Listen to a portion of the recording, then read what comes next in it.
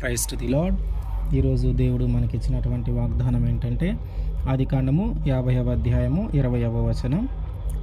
మీరు నాకు కీడు చేయనుద్దేశించితిరి గాని నేటి దినమున జరుగుచున్నట్లు అనగా బహు ప్రజలను బ్రతికించున్నట్లుగా అది మేలుకే దేవుడు ఉద్దేశించెను.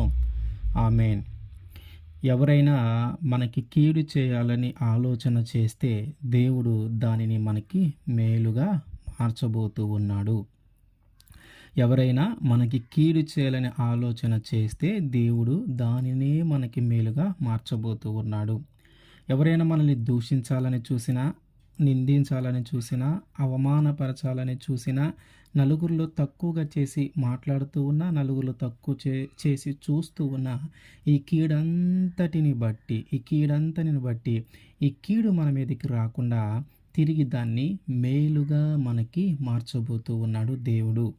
అంటే ఎవరైతే మనల్ని దూషించాలనుకుంటూ ఉన్నారో వారి నోటి నుంచే దేవుడు తిరిగి మనల్ని పొగిడేలాగా చేస్తాడు.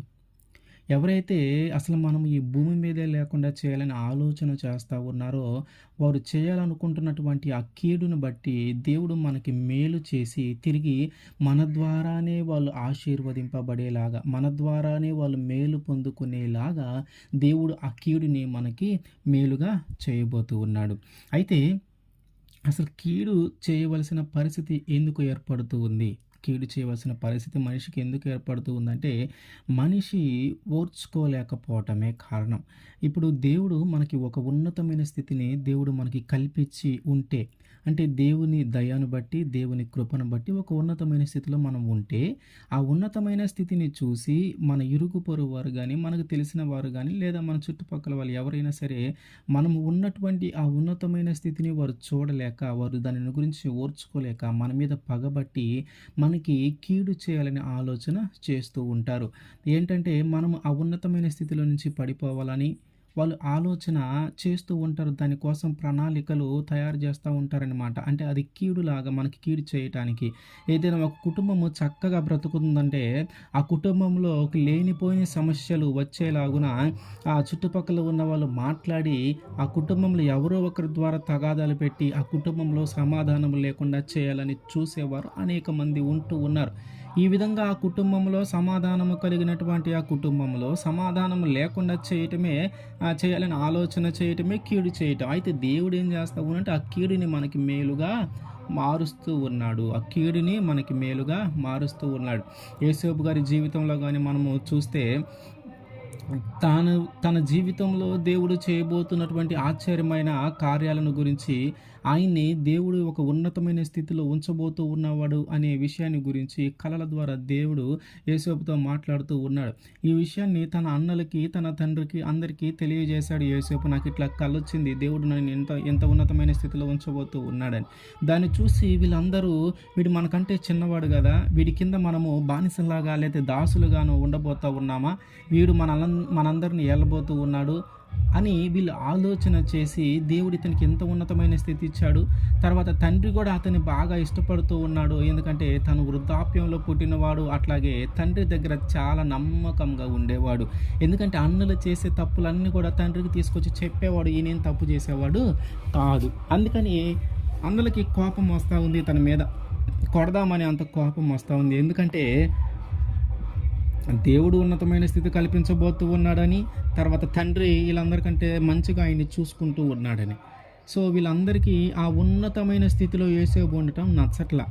అందుకని వీళ్ళు ఏం చేస్తూ ఉన్నారు, యోసేపుని కొడదాము లేదా తిడదాము, లేదా అవకాశం వస్తే అసలు చంపేద్దామనే ఆలోచనలో ఉన్నారు. అవకాశము ఒకసారి రానే వచ్చింది. ఏంటంటే వాళ్ళు మందలు మేపడానికి దూరంగా వెళ్ళినప్పుడు తండ్రి వాళ్ళకి ఆహారం ఇచ్చి రావడానికి యోసేపుని పంపించాడు. ఆ యోసేపుని పంపించినప్పుడు వారు దూరంగా నుండి వాళ్ళు చూసినప్పుడు యోసేపు ఒక్కడే ఆహారం తీసుకొని వస్తూ ఉన్నాడు. ఆ విషయాన్ని వీళ్ళు చూసి ఈడు కలలుగని మనల్ని ఒక తక్కువ వారిగా, అంటే అతనేదో ఉన్నతమైన స్థితిలో ఉండి మనం అతని కింద బ్రతికేలాగా మనల్ని చూస్తూ ఉన్నాడు. అసలు వీడిని చంపేస్తే అవన్నీ ఎట్లా నిజమవుతాయి? తండ్రి కూడా మనల్ని మంచిగా ఇష్టపడతాడు కదా, వీడినొక్కడిని ఇష్టపడకుండా అని ఆలోచన అంటే ఆ ఉన్నతమైన స్థితిని చూసి వీరు తట్టుకోలేకపోతూ ఉన్నారు. ఆ ఉన్నతమైన స్థితి వీరికి నచ్చట్లా. మన జీవితంలో కూడా అంతే. మనం ఒక ఉన్నతమైన స్థితి దేవుడు మనకు కల్పించాడంటే, ఒక ఉన్నతమైన అధికారం దేవుడు కల్పించాడంటే, ఒక కుటుంబంలో ఉన్నతమైన మన కుటుంబం అందరి కుటుంబముల కంటే చక్కగా జీవిస్తుందంటే, అది చూసి నచ్చక, దాన్ని చూసి ఓర్చుకోలేక వీళ్ళందరూ ఏం చేస్తా ఉన్నారంటే, దాన్ని పడగొట్టాలని అంత సమాధానం లేకుండా చేయాలని, అంత ఉన్నతమైన స్థితి లేకుండా చేయాలని, మనకి కీడు చేయాలని ఆలోచన చేస్తూ ఉంటారు ప్రజలు. అయితే దేవుడు ఏం చేస్తా ఉన్నాడు? ఆ కీడుని అంతా కూడా మేలుగా చేస్తూ ఉన్నాడు. అన్నలు ఆలోచన చేశారు. వచ్చిన తర్వాత తమ్ముడిని పట్టుకొని చంపేద్దాం అని అందరూ మాట్లాడుకున్నారు. అయితే పెద్దవాడైనటువంటి రూబేన్ ఏం చేస్తా ఉన్నాడంటే, వాడిని చంపొద్దు. మనం ఎందుకు వాడిని చంపాలి? మన తమ్ముడే కదా వాడు. మన రక్తమే కదా వాడు కూడా. వాడి రక్తాన్ని మనం ఎందుకు చిందించాలని చెప్పి చంపకుండా అడ్డుకొని ఒక వట్టి గుంటలో వేస్తారు. నీరు లేని ఒక గుంటలో వేస్తారు. అయితే కొంచెం సేపు ఉన్నాక ఏం జరుగుతుందంటే, ఐగుప్తు దేశం నుంచి వర్తకానికి, వ్యాపారానికి ఈ ఇజ్రాయేలీలు అంటే యాకోబు నివసించేటటువంటి దేశానికి వచ్చి అక్కడ లభించేటటువంటి కొన్ని వస్తువులను తీసుకొని తిరిగి ఐగుప్తు దేశానికి వెళ్ళిపోతూ ఉన్నవారు కనిపించారు. ఇప్పుడు వాళ్ళని చూసిన తర్వాత వీళ్ళకి ఒక ఆలోచన కలిగింది. యూదా అంటున్నాడు, అతన్ని చంపటం కంటే కూడా ఐగుప్తు దేశము వెళ్ళేటటువంటి ఆ వర్తకులు వస్తూ ఉన్నారు కదా అటు నుంచి, వాళ్ళకి వీటిని యోసేపుని అమ్మేద్దామని ఆలోచన చేస్తారు. అయితే చంపాలనే ఆలోచన కీడే, ఆ గుంటలో వేయటము కీడే, ఇప్పుడు ఏంటి ఈ అమ్మేయాలనుకోవటము కీడే. అతనికి ఆ యోసేపుని తీసుకొచ్చి ఆ ఐగుప్తు దేశానికి వెళ్ళేటటువంటి ఆ వర్తకులకి అమ్మేశారు. ఇప్పుడు ఈ బట్టలు, అతని దుస్తులు కొన్ని తీసుకొని వెళ్ళి దానికి అందులో మేకలో ఆ మందలో ఉన్నటువంటి ఒక దాన్ని వధించి దాని రక్తము దీనికి యోసేపుకున్నటువంటి దుస్తులకు పూసి తీసుకొని వాళ్ళ తండ్రి దగ్గరికి వెళ్ళి, ఇదిగో ఏదో ఒక దృష్టముఖము తన యోసేపుని చంపేసిందని ఆయనకి ఇస్తారు. ఆ యాకోబు కూడా దాన్ని నమ్ముతాడు. అయితే ఇది అన్నలు చేసిన కీడు. ఏం చేశారు? మొదటిగా అతను చంపాలని చూశారు. సరే ఆగి మళ్ళీ గుంటలో వేశారు. మళ్ళీ వేరే వాళ్ళకి అమ్మేశారు. ఇది అన్నలు చేసిన కీడు యోసేపు విషయంలో. అయితే ఇప్పుడు ఐగుప్తు దేశానికి ఒక బానిసగా వెళ్ళిపోయాడు. ఆ పోతిఫర్ ఇంట్లో, ఆ ఇంటిలో ఒక పనివాడిగా ఏర్పాటు చేయబడ్డాడు. ఆ తర్వాత చిన్నగా ఆ ఇంటికి యజమాని అవ్వాడు. ఆ తర్వాత తన పోతిఫర్ భార్య విషయంలో ఒక భార్య చెడ్డ ఆలోచన కలిగి ఉండటాన్ని బట్టి ఈయన ఏ పాపము చేయకుండా కూడా జైల్లో వేయబడ్డాడు చెరసాలలో. ఆ చెరసాలలో పానదాయకుల అధిపతి, భక్షకాయలు వీళ్ళిద్దరు కూడా ఇద్దరు వస్తారు రాజు దగ్గర నుంచి. ఆ ఇద్దరిలో ఒకరు తప్పు చేసిన వాళ్ళను, ఒకళ్ళేమో మంచి చేసిన వాళ్ళు అవుతారు. వాళ్ళకి కళలు కంటే ఆ కళలు కనిన దానికి యోసేపు వీళ్ళకి వివరము చెప్తాడనమాట. వివరం చెప్పిన తర్వాత, మీలో ఒకరు బ్రతికుంటారు, రాజు దగ్గరే ఉంటారు, మీరు నన్ను జ్ఞాపకం చేసుకోండి అని యోసేపు చెప్తాడు. సరే యోసేపు చెప్పినట్టే జరుగుతుంది. జరిగిన తర్వాత మళ్ళీ రాజుకు ఒక కళ వస్తుంది. ఆ రాజుకు వచ్చినటువంటి కళ యొక్క భావాన్ని వివరించే జ్ఞానము, తెలివి అక్కడ ఎవరికి లేదు. అప్పుడు ఈ పానదాయకుల అధిపతి ఆయన జ్ఞాపకం చేసుకొని, నేను చెరసాలలో ఉన్నప్పుడు పలానా యోసేపు అనే వ్యక్తి నా కళ యొక్క భావాన్ని వివరించి చెప్తే అతను ఏదైతే చెప్పాడో అదే జరిగిందయ్యా అంటే, అప్పుడు ఆ ఫరో ఆ యోసేపుని పిలిపించి మాట్లాడితే యోసేపు రాజుకు వచ్చినటువంటి కళ యొక్క భావాన్ని వివరించి చెప్పి ఏం చేయాలో కూడా చెప్తాడు. ఇదంతా దేవుని ద్వారా జరిగిందే. యోసేపుకి ఆ కళల యొక్క భావాన్ని చెప్పగలిగిన జ్ఞానము, వివేకము దేవుడిచ్చింది. దేవుని ద్వారానే ఇవన్నీ ఆయన చేయగలుగుతూ ఉన్నాడు. దీని అంతటిని బట్టి రాజు ఏం చేశాడంటే, సరే ఇంత నీతిగా, ఇంత యథార్థవంతంగా, ఇంత దేవుని ఎడల ఎంత భయభక్తులు కలిగినటువంటి వ్యక్తి ఎవరున్నారు, ఇక నువ్వే ఉండు అని చెప్పి వాటన్నిటి మీద అధికారిగా ఆయన నియమిస్తాడు. అసలు కళ ఏంటయ్యా అంటే, 7 సంవత్సరాలేమో మంచిగా పంట పండుతుంది, ఇంకొక 7 సంవత్సరాలేమో కరువు వస్తుంది. అయితే 7 సంవత్సరాలు పండిన పంటని జాగ్రత్త చేస్తే మిగతా 7 సంవత్సరాలు మనం సంతోషంగా జీవించవచ్చు. ఇది కళ. ఈ కళకి ఏమేమి చేయాలో మొత్తం యోసేపు చెప్తాడు. చెప్పిన తర్వాత అప్పుడు ఫరో ఏం చేస్తాడు, ఆ ప్రాంతం అంటే ఆ దేశం అంతటి మీద ఆయన్ని ప్రధానమంత్రిగా నియమిస్తాడు. అంటే ఫరో తర్వాత ఫరో అంతటి వ్యక్తి, ఇంకా ఆయనకి ఏమీ ఎదురు లేదనమాట. ఏదైనా ఆయన చేతుల్లో ఉంది.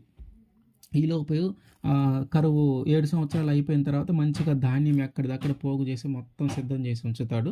ఇక 7వ సంవత్సరం దాటిన కాడ్నుంచి కరువు సంవత్సరాలు స్టార్ట్ అవుతా ఉన్నాయి. మొదటి సంవత్సరము, రెండో సంవత్సరం జరుగుతా ఉన్నాయి. అట్లా జరుగుతా ఉన్నప్పుడు ఇప్పుడు ఇజ్రాయేలీలు ఉన్నటువంటి ప్రాంతంలో కూడా కరువు వచ్చింది. అంటే యాకోబు తన కుమారులు ఉన్నటువంటి ప్రాంతంలో కూడా కరువు వచ్చింది. ఇప్పుడు వీళ్ళు అన్నదమ్ములు అందరూ మాట్లాడుకుంటూ ఉన్నారు. ఐగుప్తు దేశంలో ధాన్యం ఉంది. అక్కడికి వెళ్ళి మనము ధాన్యం కొనుక్కుందాము అని. సరే మాట్లాడుకొని తండ్రికి కూడా చెప్పి వీళ్ళు వెళ్ళిపోయారు. ఎక్కడికి? ఐగుప్తు దేశానికి వెళ్ళారు ధాన్యము కోసము. అక్కడ పరిపాలిస్తుంది ఎవరు? యోసేపు. అంటే వీళ్ళ తమ్ముడు దగ్గరికే వెళ్ళారు. వెళ్ళి మొట్టమొదటే వెళ్ళి సాష్టాంగ నమస్కారం చేశారనమాట. అంటే కలలో వచ్చింది ఇక్కడ నెరవేర్చబడుతూ ఉంది. ఆ తర్వాత యోసేపు వాళ్ళందరిని గుర్తుపట్టి వీళ్ళు నా సహోదరులని చెప్పి వాళ్ళని కొంచెం హెచ్చరించేలాగున, కొంచెం వాళ్ళని భయపెట్టేలాగున ఆయన మాట్లాడుతూ ఉన్నారు. మీరు వేగు చూడటానికి వచ్చిన వాళ్ళు అని మాట్లాడి వాళ్ళని కొంచెం భయపెట్టి అక్కడి నుంచి కొంతసేపటికి తర్వాత వాళ్ళకి దేనికోసమైతే ఆహారం కోసం వచ్చారో ఆహారము, అట్లాగే దాంట్లో ఉన్న వాళ్ళు తీసుకొచ్చినటువంటి ఆ నగదు అంటే డబ్బులు కూడా మొత్తం అందులోనే కట్టి తిరిగి పంపించేశాడు. తిరిగి మళ్ళీ వాళ్ళవన్నీ చూసుకొని భయపడి మళ్ళీ వచ్చారు. ఇట్లా కొన్ని సందర్భాలు జరిగిన తర్వాత యోసేపు ఇదిగో నేను మీ తమ్ముడిని అని వారికి తెలియజేసుకుంటాడు. అప్పుడు ఆ తెలియజేసుకున్నప్పుడు వాళ్ళందరూ దుఃఖపడి ఏడుస్తూ ఉన్నారు ఒకళ్ళని చూసి ఒకళ్ళు. ఆ తర్వాత తిరిగి ఆయన తండ్రి అయినటువంటి యాకోబు గురించి అడుగుతూ ఉన్నారు. ఆయన బ్రతికే ఉన్నాడని చెప్పారు అన్నలు. తర్వాత అతన్ని కూడా అంటే యాకోబుని కూడా తీసుకొని ఐగుప్తు దేశానికి తీసుకొని వచ్చారు. ఈ ఐగుప్తు దేశానికి తీసుకొని వచ్చిన తర్వాత కొన్ని రోజులకి యాకోబు చనిపోతాడు. చనిపోయిన తర్వాత ఆయన కార్యక్రమము అయిపోయిన తర్వాత అన్నలు మాట్లాడుతూ ఉన్నారు. మేము నీ ఎడల తప్పు చేశాం, మమ్మల్ని క్షమించు, నీకు కీడు చేయాలని ఆలోచన చేశాం, నిన్ను చంపాలని ఆలోచన చేశాం అని వాటన్నిటిని బట్టి మమ్మల్ని క్షమించమని అడుగుతూ ఉంటే అప్పుడు యోసేపు అంటున్నాడు, మీరు నాకు కీడు చేయను ఉద్దేశించారు కానీ దేవుడు దాన్ని మేలుగానే మార్చాడు. అది కూడా ఎలాగంటే అనేకమైన ప్రజలకి రాజుగా, అనేకమైన ప్రజలకి ప్రధానమంత్రిగా, అనేకమైన ప్రజలకు రాజు తర్వాత రాజుగా ఉండేలాగున చేశాడు. ఇదంతా కూడా ఇంకొక విషయం ఏంటంటే ఇదిగో ఇన్ని సంవత్సరాల తర్వాత కరువు రాబోతూ ఉంది. యాకోబు కుమారులు అంటే యాకోబు నివసించేటటువంటి ప్రాంతంలో కూడా ఈ కరువు రాబోతూ ఉంది.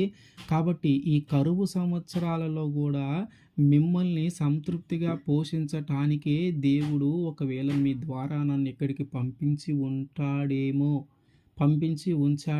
కాబట్టి మీరు దాని గురించి దిగులు పడవద్దు. అంటే మీరు నాకు కీడు చేశారు, దాని గురించి ఇంక మీరు ఆలోచన చేయదు. కానీ దేవుడు మనందరి ఎడల మనల్ని సమృద్ధిగా పోషించటానికి ఆయన ద్వారానే ఈ కార్యము జరిగింది అని నేను భావిస్తూ ఉన్నాను. కాబట్టి మీరు ఎవరు దాని గురించి ఆలోచన చేయవద్దు అని యేసేపు చెప్తాడు.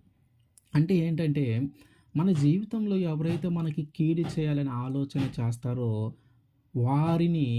వారి ద్వారా దేవుడు తిరిగి మేలే మనకి చేస్తాడు. ఎంతగా మేలే చేస్తాడంటే ఎవరైతే కీడు చేయాలని ఆలోచన చేశారో వారికే తిరిగి మన ద్వారా మేలు జరిగేలాగున, వారే మన కిందకు వచ్చి బ్రతికేలాగున, మన ద్వారా వారే ఆశీర్వదింపబడేలాగున దేవుడు ఆ కీడుని మనకి మేలుగా మారుస్తాడు. యేసేపు జీవితంలో జరిగింది. అట్లాగే మన జీవితంలో కూడా ఎవరైనా మనకి కీడు చేసే వాళ్ళు ఉంటే, మన జీవితంలో కూడా ఎవరైనా మనం లేకుండా చేయాలని ఆలోచన కలిగిన వాళ్ళు ఉంటే దేవుడు అవసరమైతే వాళ్ళనే లేకుండా చేస్తాడు. లేదంటే మన ద్వారా వాళ్ళు బ్రతికేలాగా చేస్తాడు. అట్లాగే మన కుటుంబంలో సమాధానాన్ని చెడగొట్టాలని, మనకు కలిగినటువంటి ఉన్నతమైన స్థితిని పోగొట్టాలని ఎంతమంది ఎన్ని కేడులు పన్నినా ఈ లోకమంతా ఒకవైపు ఉండి మనల్ని ఆ ఉన్నతమైన స్థానం నుంచి పడేయాలని ఆలోచన చేసినా మన పక్షముగా ఒక్కరుంటే చాలు. ఎవరా ఒక్కరంటే యేసుక్రీస్తు వారు మన పక్షమై ఉంటే చాలు. ఈ లోకమంతా ఒకవైపున మన పక్కన ఆయన ఉంటే విజయము మనదే. ఎందుకంటే మన తరపున ఆయన యుద్ధము చేస్తాడు. కాబట్టి మనకి ఎవరైనా కీడు చేయాలని ఆలోచన చేస్తే దాన్ని దేవుడు మనకి మేలుగానే మారుస్తాడు. ఆమేన్.